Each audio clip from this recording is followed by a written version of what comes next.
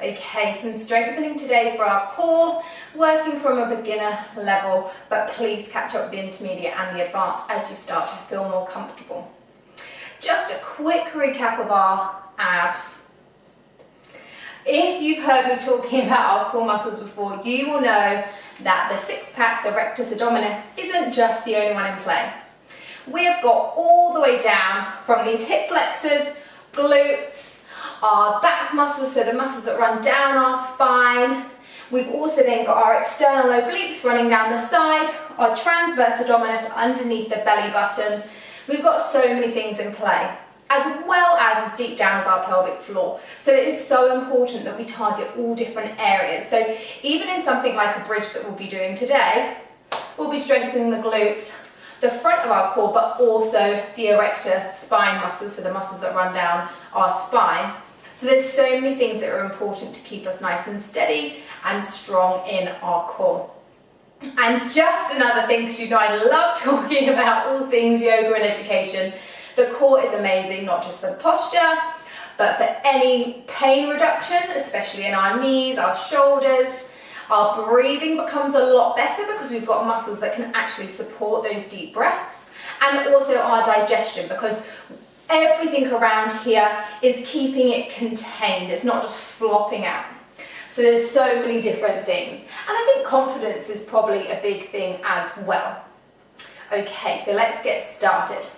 Everybody down onto your backs, setting up for our bridge pose to start with. Remember, feet are going to be hips width distance apart, facing straight forward. Knees straight up to the ceiling. If you need a block in between your thighs to make sure that your knees don't fall outwards, you do so. You're only going to be doing this beneficial to yourself because you're going to be learning and training that mind. Okay, so whilst we're here, we are going to take 10 bridges to really warm us up. Make sure you're grounding through the big toe side of that foot as well. Inhale, squeeze that bum all the way up. Feel like the crease under the bum is growing longer to the underneath of the knees, not necessarily about height. Breathing here still. Make sure you're thinking about those feet, the knees and the thighs. Exhale all the way down. 2, all the way up, big inhale. Try not to use these hands to push you up. Try to make that strength come from the glutes. Keep breathing. Exhale down. 3, all the way up.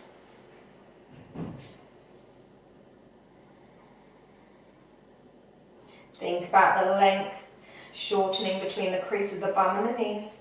Exhale down. And 4. And down. And 5, squeeze those glutes. And down. And 6. Down. 7. Down. 8. Down. 9. Really good. 10. Hold here. Hold for 5 breaths. 1. 2. 3. 4. 5. Slowly come down. Really good job. Just check that those feet are still set up. Coming into the obliques now, so the sides of our torso here. Lifting the head up, just so that we've got the top of the shoulders off, hands down by our sides. So we're looking at stretching and crunching through both sides, trying to keep as flat here as possible. So we're literally just leaning with these hands, reaching the opposite heels. So keep going here. We're going to do 30. Keep that core pulling in. So think about this area underneath your belly button, drawing into your spine. Just check that you can't see a big dome in the center of your stomach. And if you do, just take that down slightly. Maybe you do come all the way down onto your back and just do the same stretches, the same reaches on your back completely. Because as soon as you start to dome, that means you're not in control of the core, and really you're starting to strengthen muscles that are just no point, you're not strengthening the right muscles. Okay, I've lost count. Let's go. 20, 1, 2, 3, 4, 5, 6, 7, 8, 9, 10. 10 more. 1, 2, 3, 4, 5, 6, 7, 8, 9, 10. Really good job. All the way down. Good job. Now, if your neck is hurting, a lot of people complain about their neck pain in crunches, like when you're at the gym. It really does mean that you're not using this core enough. Absolutely though, if you do want to put your hands just slightly on the sides, not so you're crunching your neck, but just as a bit of a strength here, just whilst you're strengthening up the core, absolutely do so. Okay, coming up into our toe touches now. So feet off of the ground in this 90-degree angle.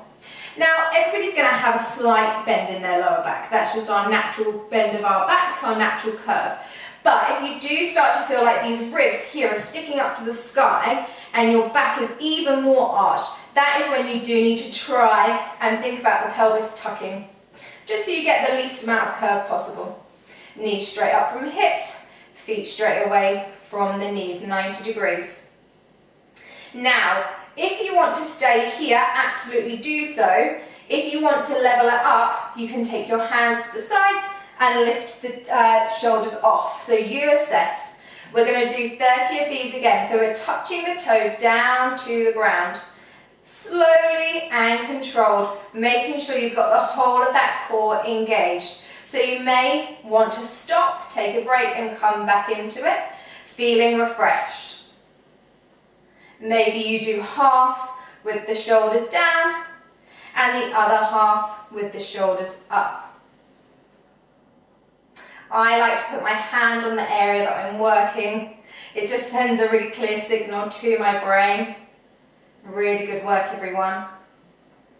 Okay, 15, 14, 13, 12, 11, 10, 9, make sure you're not doming, 8, 7, 6, 5, 4, 3, 2, 1. Good job. Okay, really, really good. Okay, just take those knees from side to side. Coming up all the way now. Sway over to the side, push yourself all the way up, coming into your all fours. In your all fours, we're coming into our bird dogs. So you can absolutely take them just an arm, just a leg, or both. Maybe you build up to it. What we really want here is that we're not sagging into the back. So like I keep saying, we're pushing the mat away with our hands to almost create a dome in our back. And then this belly button is drawing into the spine. Okay, so I'm going to start cueing for both the arm and the leg, but you decide where you want to go and just tailoring it to you so that you're not dumping and you're staying stable. Okay, big inhale, reach the left hand, right leg, staying here. And release. Right arm, left leg, really nice and controlled, using the glutes as well here, reaching the fingers and the toes as far away from one another. And down. Imagine you've got a glass of water on your back. You can even put a block on your back so that you can feel how stable you are. That yes, even though we're taking the opposite hand and leg off, that actually that stability of the core isn't allowing us to sway from side to side. Really, really good. Keep going. 10 more. 10, 9, 8, 7, 6, keep pushing the mat away, core engaged, 5, 4, 3, 2, and 1. Really good job. Okay, coming into our side plank now. In side plank, to keep the healthy joint, because our shoulder joint is one of the most unstable, make sure that the wrist and the shoulders are either in line or the shoulders slightly further back from the wrist. Fingers still facing straight forward. We're going to take this modified with our knee down. Absolutely, you come full into full side plank if you want. So left knee down to the outside of the left side of the mat. Right foot straight back. Think about the alignment of the shoulder and the wrist. Right hand all the way up to the sky. Now already here, because this is an oblique exercise, we're thinking that there's a fire underneath this left side. So we're really driving the hips, so that's going to be working the lower part of our core muscles and the obliques. And we're thinking about the chest being nice and open, drawing those shoulder blades together, keeping really open. Okay, maybe you stay here. Maybe you lift up the right leg just to hip height, using those glutes, using that core, keeping the belly button drawing to your spine. Maybe you stay here, maybe you do some pulses, leg up and down, or you take the leg forward. This is going to test your stability. And then leg back, really nice. Leg forward, leg back. Keep pushing the mat away with that left hand. Forward and back. Try not to sway, so try not to take your body with you. Really tiny movements, literally just that leg moving. Really nice. 5, 4, 3, 2, and 1. Good job. On to the other side. Taking that right foot to the left side of the mat. Left foot out long, knee and heel in line. Think about the alignment of your shoulders. Fingers spread nice and widely. Left hand up to the sky. Think about this fire underneath the right side again. Really squeeze those obliques. Open the chest. Maybe you lift up this leg. Maybe you take some pulses here. Or maybe you take the leg forward and back. Really good. This is testing all of those core muscles. The back's working to stabilize, the front's working to stabilize, and the obliques are there, keeping that leg lifted, keeping that underside lifted. And you will feel it in the glutes as well. Really nice. Okay. 5, 4, 3, 2, 1. Good job. Come all the way down. Really good. We've got one more exercise. It's our boat pose. So come all the way to sitting. Now boat pose, we want to be sitting really on our sit bones. So a lot of the times I'll see people starting to sink in because we do have quite bad postures nowadays. The chest muscles are really weak and that draws everything in because they're really tight. We want to keep nice and open. Now maybe you sit on a block. Sitting on a block, like I tell everybody, helps extend the spine, means that you can sit taller. Now, if you're on the block, I would say don't lift up your legs because you're going to probably feel really unstable, but you can still pull through with this chest. Lift up the crown of the head, and you can stay here, or you can start doing alternate toe touches. Really using that core. If you start to feel you're sinking down, just take a break, come back into it. Okay, so we're going to start off with those toe touches. Maybe you start with your feet up, but keeping lifted and touch. 10, 9, 8, 7, 6, 5, 4, 3, 2, and 1. Good job. We're going to do that one more time. So we've got our hip flexors in play here, our back muscles, and those front muscles as well. Okay. Ready? Get that energy in. Hands forward. Lift up. Maybe those legs go up this time, or maybe you tailor it down. You know your limits. Don't practice with your ego.